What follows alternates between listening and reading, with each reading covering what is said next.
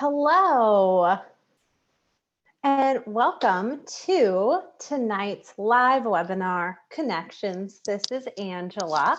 I'm very happy that you're joining us tonight. Remember, for Connections, there's always a different topic that Dr. Ray and Jean talk about. I'm not sure of what they'll talk about tonight, but they'll be on very shortly.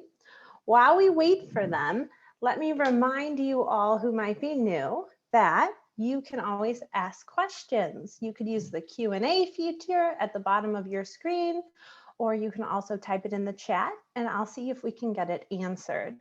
It is important that you reach out if you're curious about something. They would love to make it more clear, answer your questions, because this isn't just a webinar with them speaking. It's supposed to be a discussion. So you are welcome to participate in that discussion if you would like. I'm going to launch one poll because I'm curious about self-care. You might have a different definition of it than other people, but with the choices in front of you, just give us a better idea of how often you get self-care and what sort of types you do. Hi, Dr. Ray and Jean. Hello, Hey, Angie, and the rest of Connections community. So How are you, how's it Ange? going? Doing great, thank you. How about yourself? Oops, something's not working here. Can you hear us? I can hear you. It did freeze a little bit, but maybe you'll be back in just a moment. There you go. Going good. Are you? Oh, it says our internet connection is unstable. I hate when that happens. I know, right? In this day and age of Seems so naughty. Zooming. We're all Zoomers now. So I was just talking to myself, it seems, right? But to the many people so far that have joined us tonight. And I was just saying I was not sure of what topic you'll talk about tonight. So I'm excited to find out. I'm excited to find out too. But you know what? Before you share the topic with us, one question that we didn't get to last time was concerning self-care. So someone was wondering, what does self-care mean? And is there a right way to get self-care and a wrong way? That's a great question. You know, self-care is such a buzzword today, right? What would you say, Jean? Self-care? You know, a lot of people think that getting your nails done or things like that is self-care. I don't find that to be very self-caring. I find that to be like a chore I have to do. And so some people do find like shopping to be like a nice thing. I don't. So what I really like with self-care is I really like to go take care of myself, which means I'm going to be in a space that I get to do what I feel like doing, whether I'm going for a walk or sitting in a place I feel like sitting in, or really spending my time doing what I want to be doing. I might be wanting to listen to something and learn something. So it's anything that you are slowing your life down and creating a space where you can really have a good interaction with yourself and something bigger than yourself and something that feels rejuvenating. So like, I know some people getting their nails done, they think it's lovely and they love it. I just feel like it's a chore. So first off, then what Jean's saying, it's individualistic, right? So it's up to the individual. I think, as I said, self-care is a big buzzword in today's day and age, and so is mindfulness, right? And people don't know what either one of those terms mean. So when it comes to self-care, taking care of yourself, right? Some people think that, like, you're talking about getting your nails done, right? Well, I think if you're going to get your nails done and you're having this conversation with the person doing it, I don't think that's self-care, right? That's having a conversation. That's interacting with somebody else. It's not tuning inward and actually caring for what is occurring inside, right?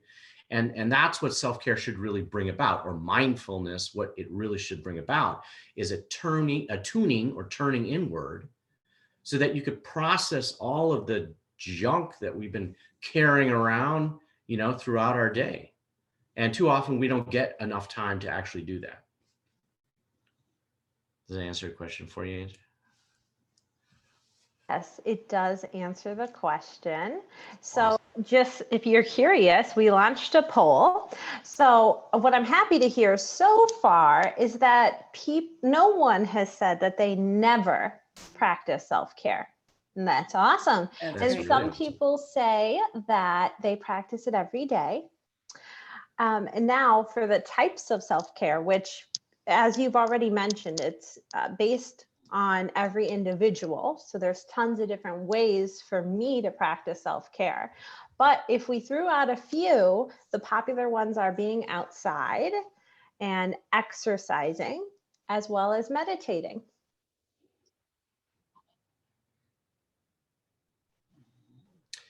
I would just have to say that if you're here joining us on this webinar, you're already ahead of the curve. Because this is self-care. Thing, more. You're looking for a way to create something in your life to take care of yourself, to grow, right? And not only grow within, but also grow within your relationship. So good job to all of you here. Yeah, I would say like doing things that are what I would call self-maintenance, getting your hair cut, getting your nails done. That's like doing your dishes, or vacuuming. It's not like It's an errand. right. So self-maintenance versus self-care. I think that's a nice way to look at it.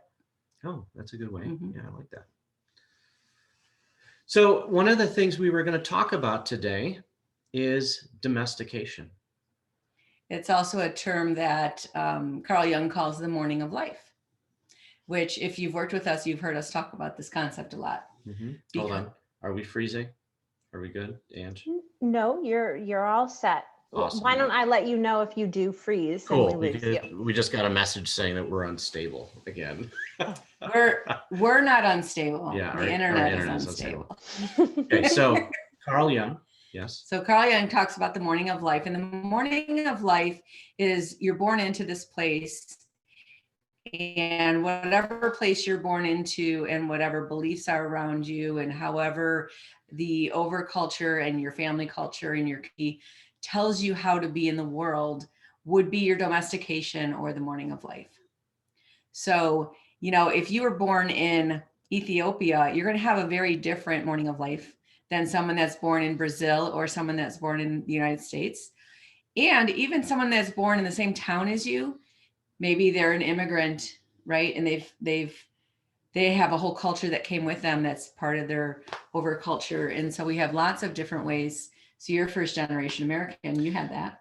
Right. So mine was a blending of two cultures, the Persian culture and the Filipino culture.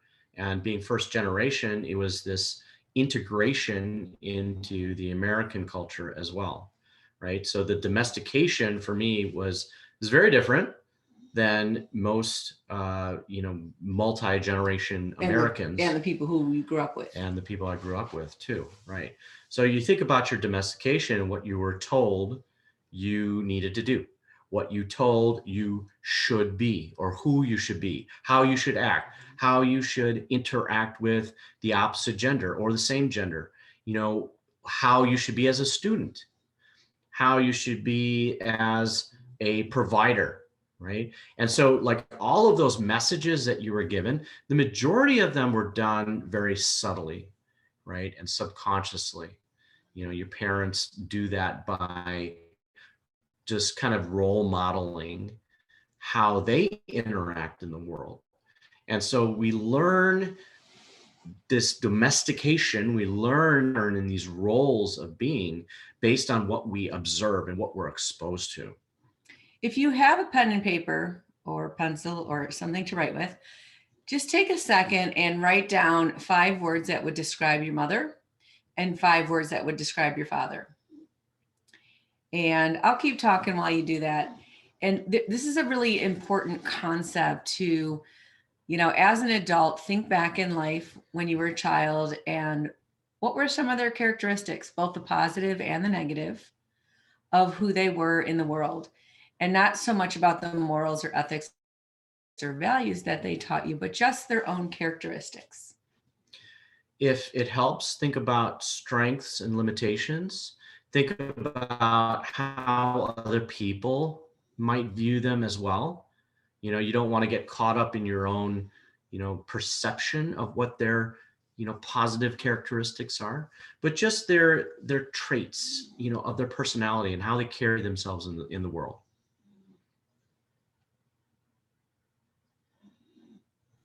Now, I will tell you both, maybe you could clear this up for us. So when you are explaining limitations and strengths, right, and you're both being clear as to you want these few words to include positives and, let's say, negatives, right, not so positive. Some people are getting wrapped up in this idea of, what if they put a negative word down? Does that mean that their dad or their mom weren't a good caretaker?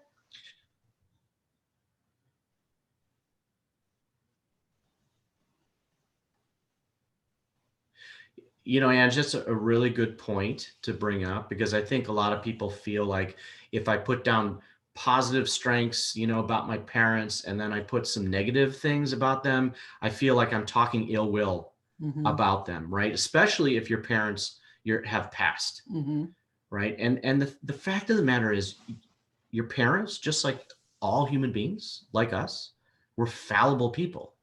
We make mistakes, right? And we can't be perfect. We just can't. Carl Jung, Jean mentioned Carl Jung. Carl Jung talked about the shadow side and the sacred side, right? And we all try to emulate and reinforce the sacred side within us, all the strengths and characteristics that we love. And we try to hide the shadow side. We try to hide those characteristics or those defects that we don't want the world to see. And he said that what we try to do is extinguish that shadow side, when really the most important thing we need to do is embrace it, is to understand that shadow side, to understand all those negative traits that we have, because it makes up who we are. Not only that, it's so much easier to see the light when it's dark than when it's light out. You know, and so our dark side or our shadow side or our weaknesses or our negativities, those have the greatest potential of teaching us. And so do our caretakers' negative sides, right? It's, if there was zero negative sides, we would have no lessons in life. None. It would just be utopia. It'd be heaven, right? It'd be like a book that started and said, "Hi, I woke up today. It was a lovely day. Everything was wonderful. And now I'm going to sleep." You know, kind of what's the point? And so, like, you know, we always talk about leaning into that side, leaning into pain, leaning into, you know, what's kind of not going well in life. And those are always incredible opportunities. So yeah, we don't want you to shy away from those. And it doesn't mean you're judgmental or you are, you know, not being kind to your parents. It just means you're being honest and loving them fully for who they are. Because if your parents are human beings, which I hope they are, I'm pretty sure they have some weaknesses. But great question, Ange. Yep. Yeah. And so when we think about, go ahead, Ange. Oh, there's just a little bit of a delay when I talk to you. So thanks for clearing it up. So when we're talking about our domestication or the morning of life, those words that you wrote down, those are the most difficult things to separate yourself from and unravel from as an individual person, because for a long period of your life, for years, those people had almost 100% influence on you. And so when we look at the overculture, even things like religion, I grew up in a Catholic household, went to a Catholic school, went to church Monday through Friday and on Sundays and twice on holy days. It's just the way it was. But that didn't have as much influence on me as my parents' personalities, my parents' characteristics. And then when you have the overculture on top of that, that might be, you know, things have changed a lot generationally since I've been on this planet, you know, where right now, many people live in a family where there's maybe two adults, but they're not both the biological parents of the child in the house. And there's not a lot of extended family support. Actually, the majority of families Right. in the US today live like that. Whereas like when I was a kid, all the moms stayed home, all the dads went to work, all the kids played in the neighborhood. And if you did something wrong, the whole street knew about it before you got home. It was just a different world. It was just a different culture. Right. There was more of a community. And now our community has become much more watered down, and families are really just more kind nucleus. There's really small nucleus going on. Yeah. Right. And so the culture, the overculture has changed significantly. And we're going to see this a lot with the way kids are being raised right now, because they're home all the time. Yeah. So they're not even getting the community culture anymore. And so, especially in the ways that they are feeling right now about germs, about touching other people, about social distancing or not. And everyone's tending to this differently. Right. Just how you greet people. Yeah. Like how you say hi. There's no shaking hands anymore or even hugging. Right. And so that has changed the way we interact with people. We're seeing a lot more kids now that are having a lot of anxiety and a lot of depression and a lot of worry and really isolating themselves a lot more. And that's going to impact them long term. What I find interesting is, like, I just went to the store and you purposefully look the other way so you're not breathing towards someone. And it's like you're being so rude all the time now. We're like, and that's like kindness now. So everything's kind of interesting how this will impact us. Just like we always talked about the people who grew up in the Depression and some of their weird things that they would do, like save string and tape and things that you would like, why are you even saving that? But it was valuable to them back then when they went through something that was intense. So with all of this shift and change in domestication, there is a lot more confusion. If we go back 50 years, domestication was pretty much like static. Everyone knew what their roles were, right? And when Jean's talking about that community of going out into the community and people were able to, kind of direct and police each other's children and be able to make sure that everyone was following the same kind of rules, it was much more static and much more stable. People were pretty much understanding what all the roles were. But nowadays, the domestication is much more confused, is much more diverse. And so it's a lot more difficult for people to understand what are the messages I should be listening to, right? And what are the messages that are innate within me that I should be listening to? And so that's the forefront. Which I think is why there's so much more anxiety and depression, because we have so much more uncertainty. So when you were a girl, when my mom was a girl, she knew at 18, she was probably going to graduate high school, get married and start having babies, which she did at 19. And that was like, all her friends were doing that. And now if you hear about a 19-year-old getting married, you're like, ooh, that seems really young. And that doesn't seem like how we would do things now. And I also think the opportunity for growth was much less, because things were so, whatever you called that, they were so stable. Too much stability. Static. Which brings us back to that thing of like chaos and the darkness and the shadow side and all that stuff. So if you look at your list that you wrote about your caregivers, and you think about, either if you're in a relationship right now, think about your partner and circle all the ones that are similar to your dad and underline the ones that are similar to your mom, that your partner is, that your partner has similar.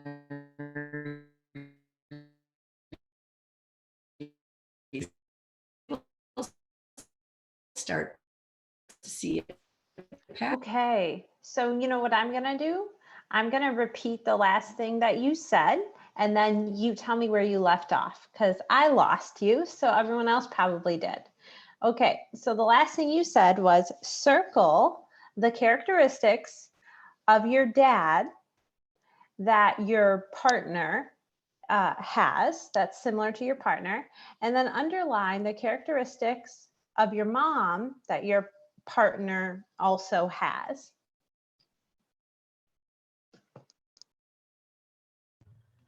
Hi again. Hi. Okay, so do you think you could repeat what you said after we're supposed to circle and underline? Sure. Nope, I totally forgot. You'll start to see a pattern, Yeah. right? Mm-hmm. So circling your characteristics of your father and underlining characteristics of your mother, you're going to start to see a pattern.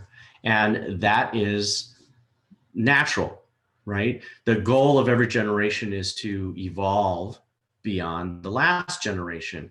But our first relationship is with our parents. And so that first relationship of parent-child is our template. Our blueprint. Is our blueprint. So that's what looks normal and certain in a relationship, whether it's comfortable or not, doesn't matter. And, there's a lot of studies that say that certainty is more important than comfort. And that's why people will stay in relationships that are maybe not so healthy, or they won't speak up in a relationship because might make the relationship more unstable. They'd rather have certainty even if they're unhappy. And so this concept that we're looking at, those are the archetypal energies that raised you, the environment that you learned in of, if I do this, my caregivers are probably going to respond like that. And so very often we choose a partner who has some of those characteristics. We look for a partner that has the positive characteristics and some of the negative characteristics of our caregivers. We're not going to seek out a partner that has all of the negative characteristics of our parents, right? That would just be that would be torture, I think. But we seek out a partner that's going to have some of those characteristics, because that is what rings and resonates within us, as something that we know. It also sets up our life lessons. And so then we'll choose a partner who we can actually work on it with. If we can get to the point where we figure out how to be in an adult relationship instead of parent-child, where sometimes he's the daddy and you're the little girl, or she's the mommy and you're the little boy. And we see that all the time, that parent-child that flip-flops back and forth, because that's what we learned. We didn't learn how to have communication that sounds honest and direct, but much less certain. Because if you are authentic in your communication, you can't manipulate. And manipulate means I can control the outcome. And if you're controlling the outcome, then you have certainty, you know what's going to happen. But if you are speaking your truth and you're being authentic,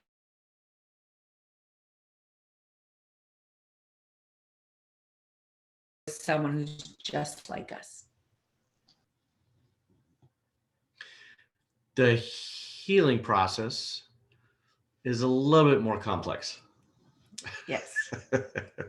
Right. But that is the goal of every relationship, is to help your partner become a better version of themselves, right? And in that way, both of you are able to teach each other, right? If you're being authentic, and especially sharing that shadow stuff, and not just being kind to each other. It's nice to be kind to each other, but it's more important to be honest with each other so that you have a real thing that you're dealing with. Sometimes we don't give enough feedback to our partners or enough honesty. And it's very confusing. It's almost like trying to tackle a ghost. It's just, there's nothing there to grab onto. And when someone is really forthcoming with us, that saying that the truth will set you free, it really does, even if it's a little bit messier of a way to go about things. But, as human beings, we see like this, we see out. We don't see like this. We can't see ourselves unless something is reflecting us back to ourselves. And the clearer of a reflection that you are to your partner, and the clearer your partner reflects back to you, the more clarity you get of who you really are in this world. And the hard part about that is this concept that we call refraction, right? So refraction is a term that, like, if you look into water, like we have a fish tank, and if you put your finger here, it looks like it's over here because it refracts the light. It doesn't match up perfectly. And that always happens. And this is why when you talk to your friends, or you talk to your siblings, or you talk to your parents, or you talk to your partner, you are going to get some of that reflection is going to actually be that person's own projection of themselves.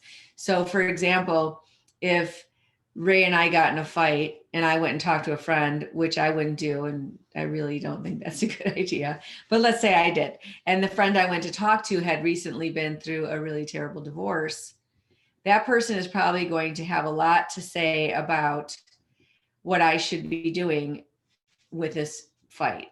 If I went and talked to another friend who just went through, the couple synergy weekend intensive and feels really great and connected to their partner, would probably have some different advice and be like, hey, maybe you should work on it. Maybe you should do this. And everyone's going to carry that with them. It's very difficult to be neutral. That's one of the things that we practice as clinicians, is how do we not project our own stuff onto whatever the person is going through, because our stuff doesn't matter. It's only their stuff. And it's very difficult to do that in a partnership or a friendship. So when it comes to domestication, we can't help but see this refraction in our partner, right? Our domestication bouncing off of them, their domestication bouncing off of us. And so that's where a lot of times these conflicts can come to a stalemate. When couples are not able to understand what their domestication is, what impact it's having on the relationship, and vice versa, right? And being able to kind of separate out what they were taught from what they actually want to create together, which is a very difficult process, that transition from what you're bringing into the relationship to what you want to create. So those words you wrote down, they're sort of like a mirror for your partner, or so you think.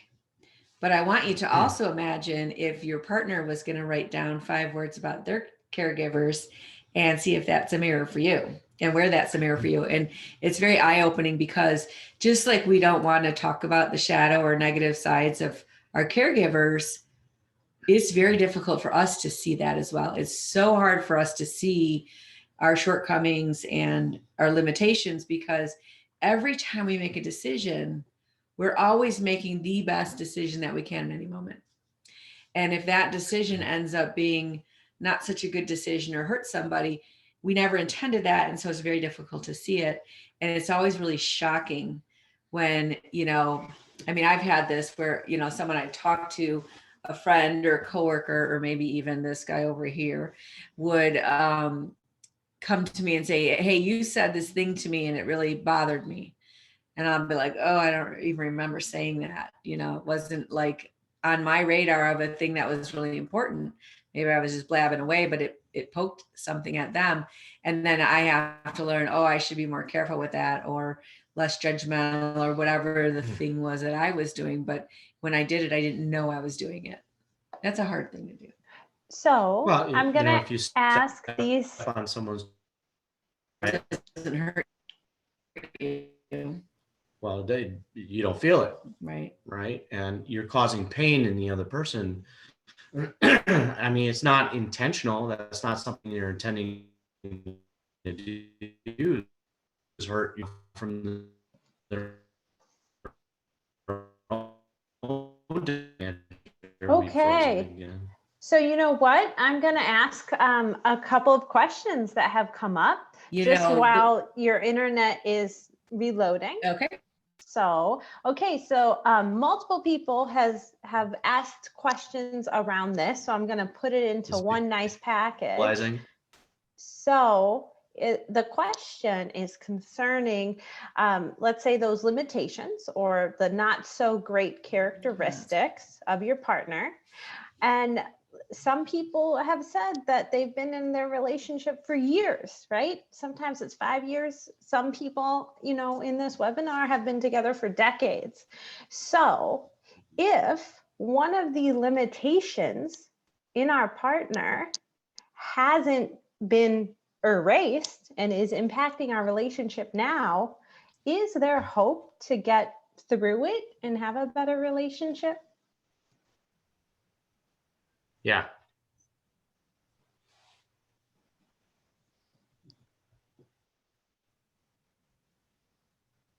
Okay, well, you heard him. He said yes. He said yeah. So there is hope. And I'm sure when they come back on, they'll give more details. But until they do, I'll just tell you, I love that Dr. Ray and Jean are saying it in the way that it's not a negative.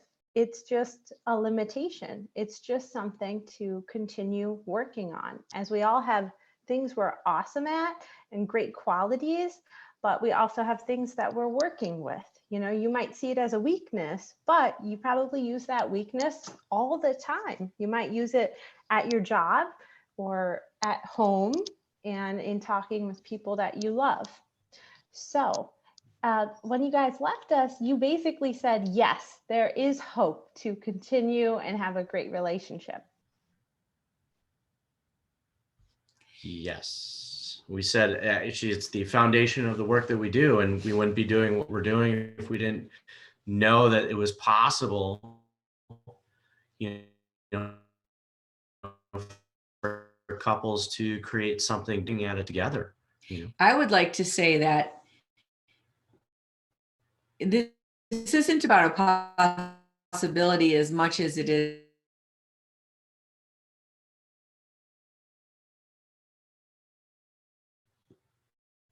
Am I still connected? Mm-hmm.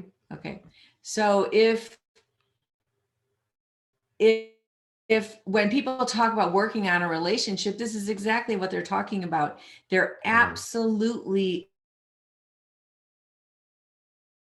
we have is being in a relationship of really letting someone see us fully and know us fully and call us out on those rough edges that we have developed in our lives before we even knew they were developing, and vice versa. There's two of us. No, that's Ange over there. No, we just switched to a different Wi-Fi, so that it'll be much more stable. More stable. So talking about stability in relationships. So that's a goal. It isn't like there's not a pathology here. There's just developmental. And so if you think about, your physical body, if you don't know how to work it out, it's not because you have a problem. It's because you don't have the knowledge. And if you go out with a trainer and they start working you out, you figure out a lot more things to know about your body, especially if you have to make some corrections to get some muscles stronger than others so that, your knees stay, as healthy as possible, or your lower back or whatever. So I say this all the time. If you do what you've always done, you'll get what you've always gotten, right? And so our goal as human beings is to evolve. I mean, it's just what actually is the goal of every species on this planet, is to continuously evolve and to adapt to the changes that our environment provides us. And so the goal of every relationship should be to evolve as well. You can't continue to do what you were doing 10 years ago, right? Or 15 years ago when you first got married. You're very different people now. And so because of that, you have to evolve, you have to change, you have to adapt, you have to get to that next level in the relationship, and grow together, or you grow apart. Also 100 years ago, the parents' relationship and the child that grew up, their relationship and the grandparents' relationship probably weren't that different from each other. And so you could go to the elders in your tribe and get good counsel or good advice or coach you through what you should do. But our relationships look so much different than our parents' relationships that trying to go to them is not very helpful most of the time, which is why more and more people are seeking out someone who has an expertise in this, just like we're doing in all areas of life, whether it's in running a business or our physical health or our, I don't know, there's coaches coaching everything today because we're seeking that. We're so much more fine-tuned than we used to be. We don't just fall into these roles that we used to have. We're also individualistic. And so not only is it possible, absolutely it is the point and the goal. And congratulations for knowing you have a problem that you should work on. And if you don't figure it out and you leave that person, you're going to attract it right back into your life to work on it again.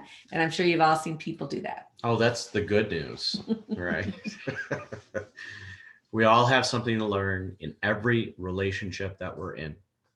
And the fact of the matter is that every relationship ends. Every marriage ends. We just don't know how or when. And so the goal isn't to stay together forever. That's not the goal. The goal is to learn what you're supposed to learn with your partner as long as you're with them. And to grow as much as you can. Yes. Angie, you got a question. She's raising her hand. Okay, so some people in our webinar tonight, based off of what you two were just explaining, right? And Jean, what you said about if you don't figure it out, you'll attract the same person, right? Mm-hmm. Well, some people are saying, why is it so easy to see that when my teenage, son or daughter have been dating someone, and I know that that's not the right person, but they can't see it yet? Yeah. That reminds me of when your child is very young and they start saying a word or a phrase and you're like, where'd they learn that from? And then you start to hear that you're the one that said it. And that also happens when we have teenagers. They're actually playing out some bad habits we've taught them, which is why they're having those misses. And also learning. Yeah. Our first relationship is most often not perfect, right? Because we're learning about ourselves, and we're learning about who we want to be in our relationships. So you have to work at helping your kids just learn from your own benefits, your own mistakes, the good, the bad, and then they've got to learn on their own. Mm-hmm. So let's go into a meditation. Let's do a good long one today. Any other questions, Ange, or can we start with a meditation? I think that's it's a good way to start. Yeah, go ahead. Okay. All right, so sit into a position where your spine is straight. And gently close your eyes and focus on your breath.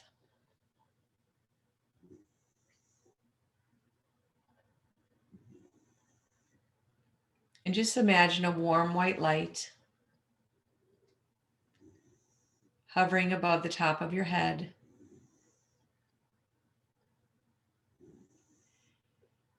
And feel it slowly begin to sink through in between the cells in your head,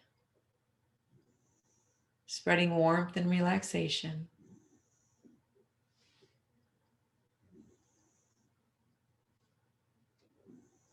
Feel that warmth and relaxation spread down your neck and over your shoulders.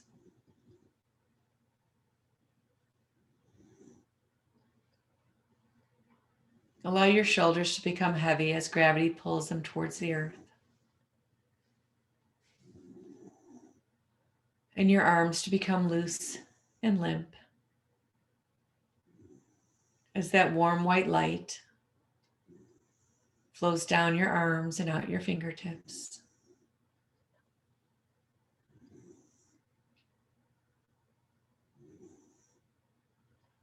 And feel that warm white light spread through your chest and your abdomen.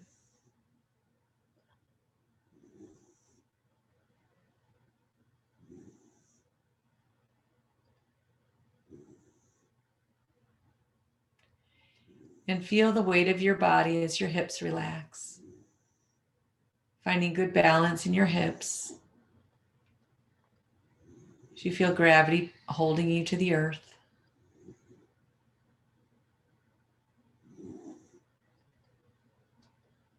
And allow that warm white light to move down your legs, through in between every cell, bringing balance and relaxation. all the way down to the tips of your toes.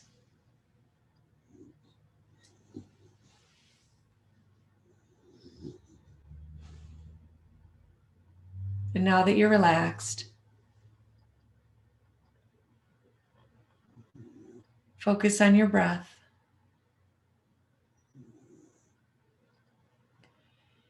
And in a moment, I'm going to count backwards from 10 down to 1. And with each number, your relaxation will double without you consciously being aware. But before I do that, I want you to imagine a balloon, any shape, any size. And imagine yourself holding that balloon in your left hand. This is a very special balloon. It's going to take you to a very important place. But don't worry about that right now. Just feel the tug of the balloon as I begin to count. 10, gently drifting. 9, safe and in control. 8, quieter and quieter. 7,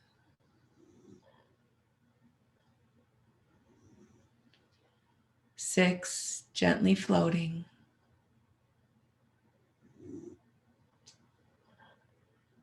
5,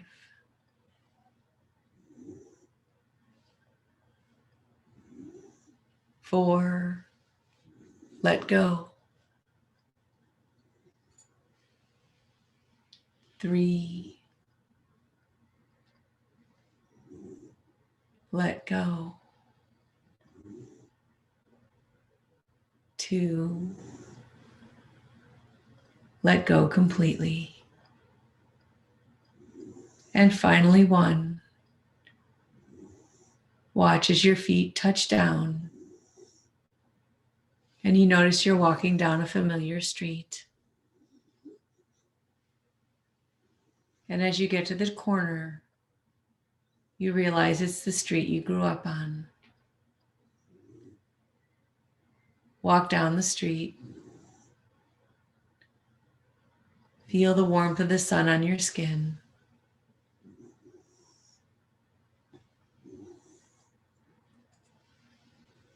Up ahead, you see a child playing. And you realize the child is you.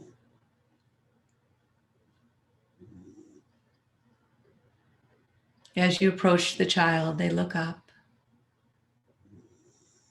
And you look into their familiar eyes.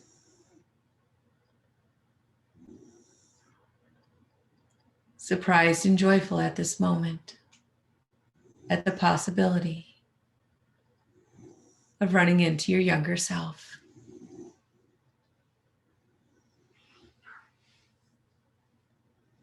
And feel the child's hand as they hold your hand and bring you into the home because they have something to show you. As you go into the home, you remember the smell, the sounds, and the child leads you to their bedroom.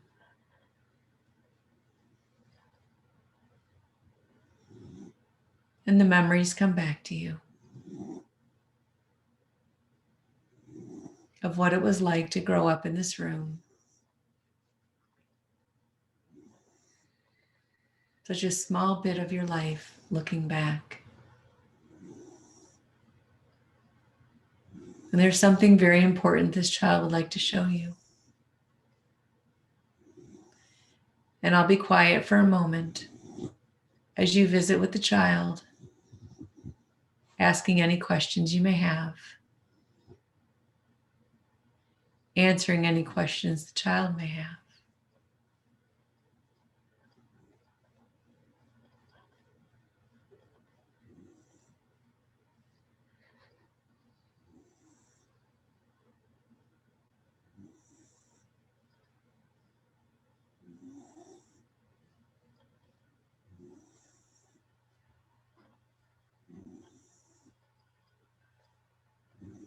Look around the room. See the bed and anything hanging on the walls.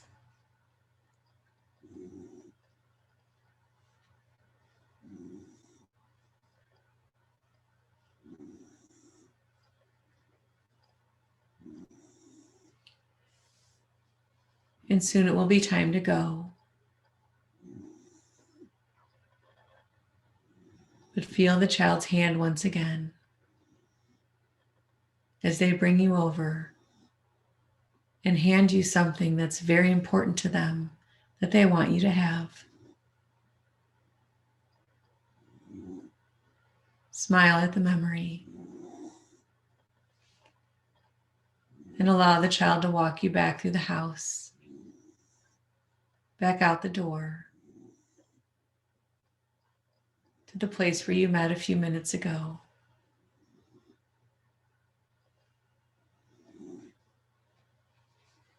And kneel down in front of the child. Hold them in your arms. Let them know that they survived their childhood, that they're okay,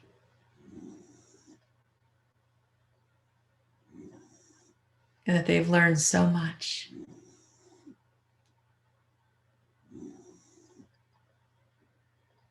Let them know how proud you are of who they are and who they become.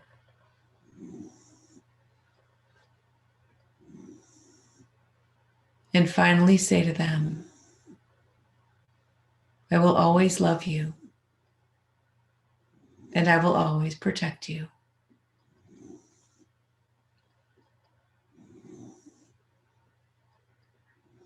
And when you're ready,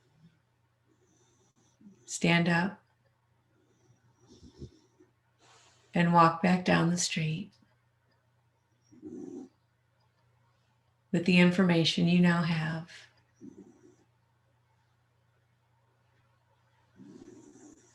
To renew your own work, to continue to grow and become the person you came here to be.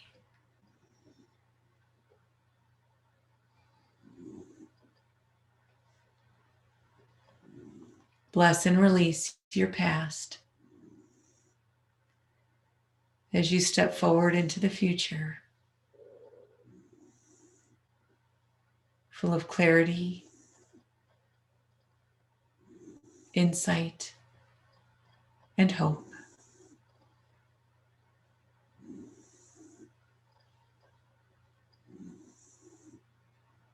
And as you walk to the end of the street, there's an empty field in front of you. This is the field of potential.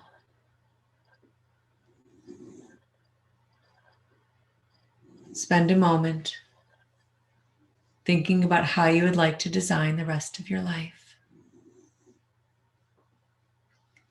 How you would like to think, carry yourself, care for yourself. How you would like to treat others, what you would like to learn, what you would like to experience, what you would like to become.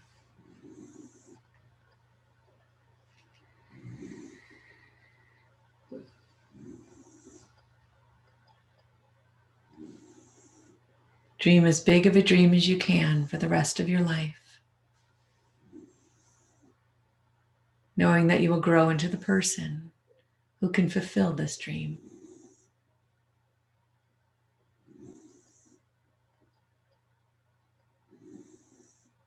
Feel the excitement in your heart for what is to come.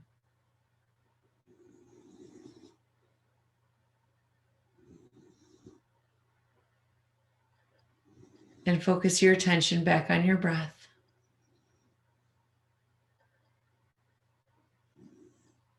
And say a short prayer of gratitude for the life that you have to walk on this earth as a creator. Having the confidence to use your power to design your life exactly as you choose.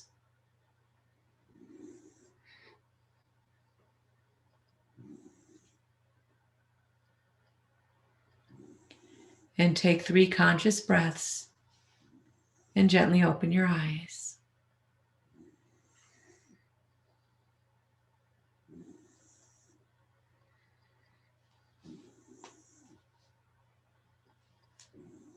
And if anyone would like to share what color their balloon was, that would be really fun.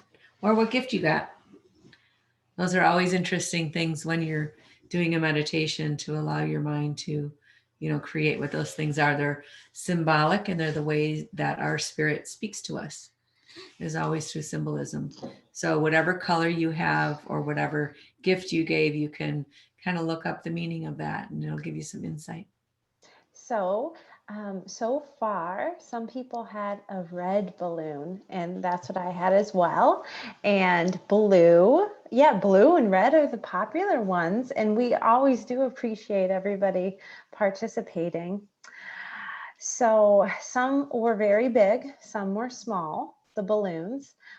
Some of the gifts, because that's what you had mentioned as well, Rose. A children's book, right? And, and sometimes some people are saying that it was just a wrapped gift, right? So I like that idea, because it's like a surprise, So, a heart-shaped red balloon. That's a fun one. Yeah. That's the beauty of meditation, right? You're just allowing your mind, you're just imagining. And I think, Jean, with you guiding, it's really easy to just let something come to you. Mm-hmm. These symbols and ways of our spirit talking to us. This is kind of why we were talking about numerology and why we're doing that class coming up, but also the class on the chakras that's happening in the month of December. So just really quick, for the people who had red balloons, red is the color of our first chakra. And the lessons of the first chakra are your commitment to being alive. It's the I am chakra. And it is, when it's overactive, when we have too much red, we tend to be anxious or angry or very vigilant about staying alive, but not really thriving. And when it's underactive, we have this not wanting to get out of bed, depressed, not wanting to eat, and so we can be under and overactive at the same time. The shadow side, sacred side. Yep. However that works, you can have both. And so again, the goal is always the balance. And so that red is your commitment to being alive in life. And, having that balloon is saying, like, I want to be on this journey. This is the first chakra. Where do I, take the step? Because that has to do, that chakra goes down our legs and into our feet. And it's how we move about in the world. So very cool. Real quick, could you tell us what blue is? How would you interpret blue? So if we're going to look at, again, the chakra system, that's our throat chakra. So this is about speaking our truth. So if we're having the image of blue, what we really are looking for is what's real, what's true, what's authentic. Our throat chakra is blocked by lies. And when it's underactive, we don't want to speak. We hold our truth in. We don't trust it, or we don't feel safe to share it. When it's overactive, and I'm sure you've all been around people with an overactive fifth chakra, they think their truth is everybody's truth and they won't shut up about it. And so that's the lessons of that chakra. You can always look at the colors symbolically, like what we hear in common phrases, like, I feel blue today, like I'm down, I'm sad, I'm depressed, or, like bright blue, like sky blue, like a really lovely, clear day. Or when you get really angry, all I saw was red. Mm-hmm. Right. Yep. So, And I don't want to leave a gift out. One person had a worry doll. Yeah. oh, A interesting. worry doll. Yeah. Like So- a worry stone, kind of. Yeah. So hopefully that part where there was a little healing for the, the child, that maybe that was helpful to know that they grew up and they made it. They made it through that. So thanks everyone for being here today.